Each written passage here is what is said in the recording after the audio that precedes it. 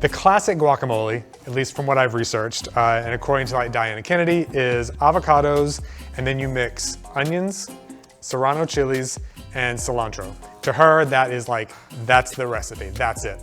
Not even any lime juice. She's like, it's terrible, don't use lime juice.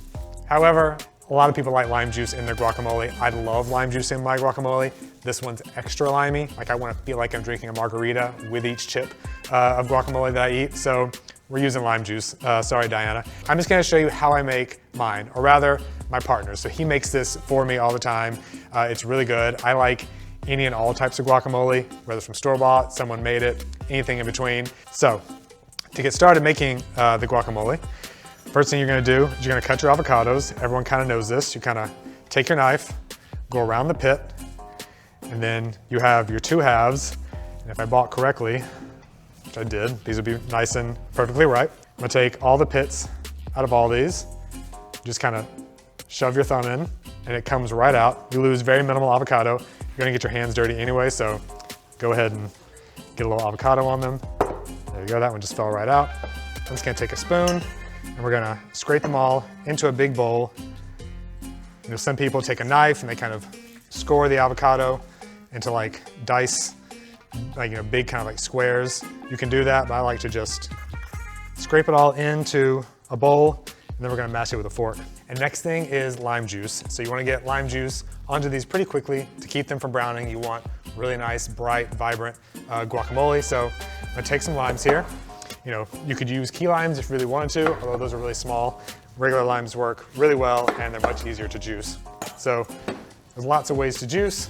I kind of like to use my little lime citrus juicer press here.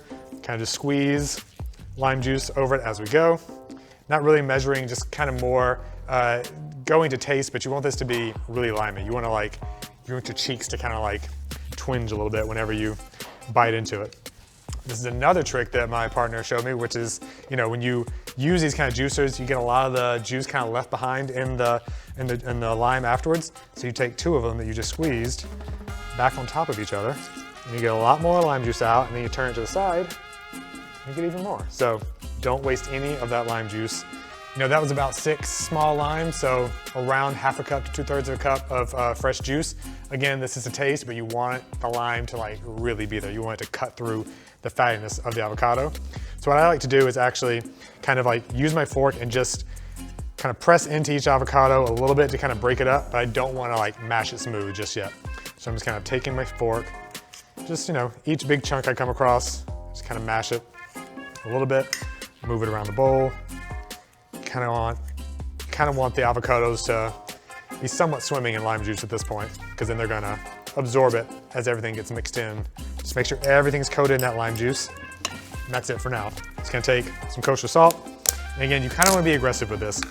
The avocados are pretty fatty, and they kind of like deaden a lot of seasoning, so kind of want to use a little more salt than you think you want to use. So I use probably about 2, 3 big pinches. And then a little bit of black pepper too. I know some people don't do that, but I like just a little bit of black pepper. So now here comes the optional stuff. So I think most people like onion in their guacamole. I like red onion. This is how Jay makes it. So I'm just gonna peel this red onion. Once you dice it up, probably about half a cup of red onion, about a medium dice. So we'll kind of go into the middle here, kind of give it one cut. And then probably about 1/4 inch slices, going lengthwise on the onion, and then about 1/4 inch slices again. So you have little small cubes. They're still pretty tiny, but they're not so tiny they fall to mush. And so the next ingredient is tomatoes. Now, you know, some people don't like tomatoes in their guacamole. I don't mind it, so I like to put them in, especially because that's the way he makes it. But instead of using like plum tomatoes or even heirloom tomatoes or something like that, cherry tomatoes is what he uses. And they're really good because they're always sweet, no matter what time of year it is. And they kind of offer like kind of a sugary, sweet acidity, but it's not too much. Just take regular old cherry tomatoes, and we'll kind of cut these into quarters. You can cut them smaller, or you can leave them in as halves if you want. So that was probably about half a pint of cherry tomatoes. So Now that everything's in here, we got our avocados, we got our lime juice, that red onion, it's really sharp and pungent. The tomatoes, which are like a little sweeter, but still give some acid as well, kind of fruitiness, a lot of salt and pepper. Now we're gonna mix it all together. And this is kind of why I didn't want to mix too much in the beginning, because then you're gonna break up the avocado even more. As you can see, it's pretty simple. It's just avocado, lime juice, onion, and tomato. That's not much else.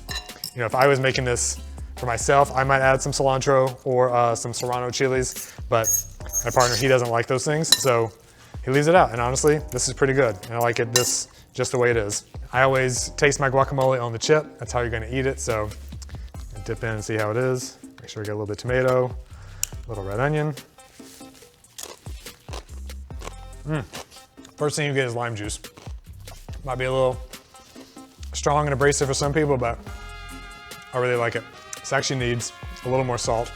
You'd be surprised how much salt you really need in guacamole to really get through and make all the flavors come through. So maybe like 2 more little pinches like so.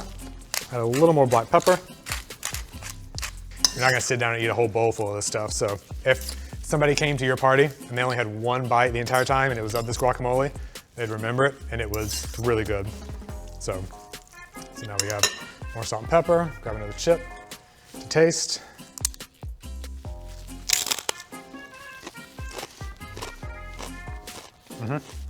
Lots of lime, really sour, fruity tomato, that red onion, really strong.